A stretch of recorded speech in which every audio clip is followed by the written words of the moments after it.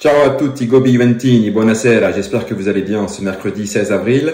Alors voilà, bon, je fais ma petite vidéo quotidienne parce que c'est mon engagement et ça me fait super plaisir de parler de la Juventus.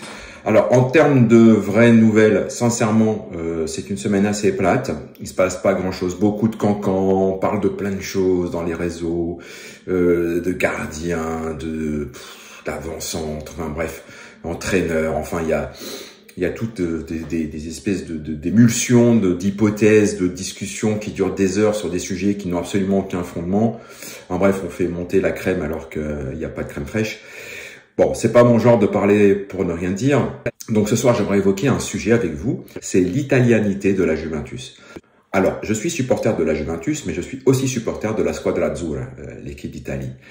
Et depuis que je suis enfant, j'ai toujours suivi l'équipe d'Italie. J'ai eu la chance de suivre l'Italie lors de ses deux conquêtes mondiales, en 1982, en 2006. Et force est de constater que les deux fois, l'épine dorsale de la Squadra Azzurra était la Juventus. En 82, il y avait Dino Zoff dans les buts.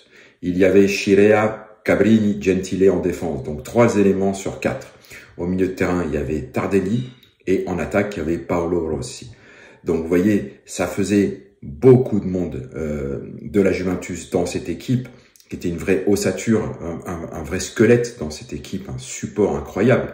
Et en 2006, on avait Buffon, Zambrotta, Cannavaro, Camoranesi et Del Piero. Voilà, ça faisait 5 éléments de l'équipe d'Italie qui ont porté l'Italie au toit du monde. Après 2006, il y a eu le Calciopoli. Calciopoli qui a, on va dire, essayer de mettre hors jeu la Juventus du monde du football, d'enlever sa puissance, d'enlever son autorité sur le football italien. Et donc, la Juventus, depuis 2006, fournit beaucoup moins, voire peu, voire des fois pas du tout, de joueurs de la Juventus, de l'ossature, à l'équipe d'Italie.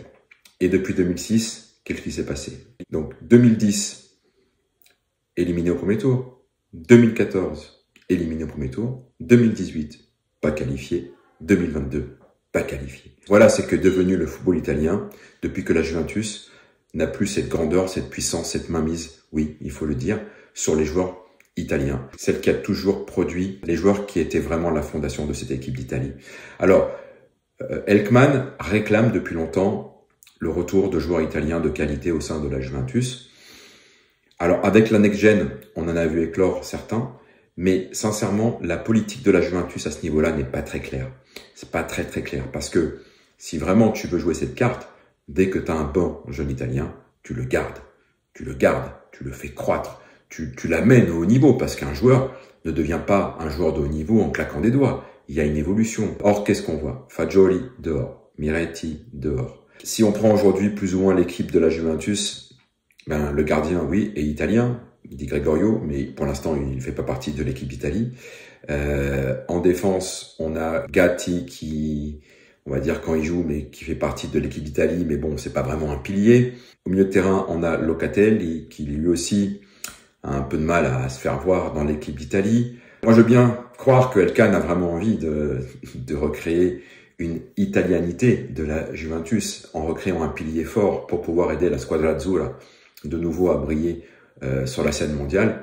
Sincèrement, pour l'instant, je vois pas trop les résultats, je vois pas trop la cohésion, je vois pas trop la cohérence. Aujourd'hui, on parle d'un départ de Gatti pour faire arriver encore un défenseur Anco, par exemple. On a fait partir Fagioli, on a fait partir Miretti. Sincèrement, je le vois pas. Voilà. Et je suis profondément déçu, puis profondément impatient. Et je veux croire que la Juventus va reprendre le flambeau de la formation de joueurs italiens d'élite et de refournir à l'équipe d'Italie la possibilité de briller à nouveau sur le toit du monde. Parce que c'est quand même sympa, une Coupe du Monde, quand elle est gagnée. Et encore plus sympa quand elle est gagnée grâce, en grande partie, à des joueurs de la Juventus. C'est une vraie fierté, ça a toujours été ainsi.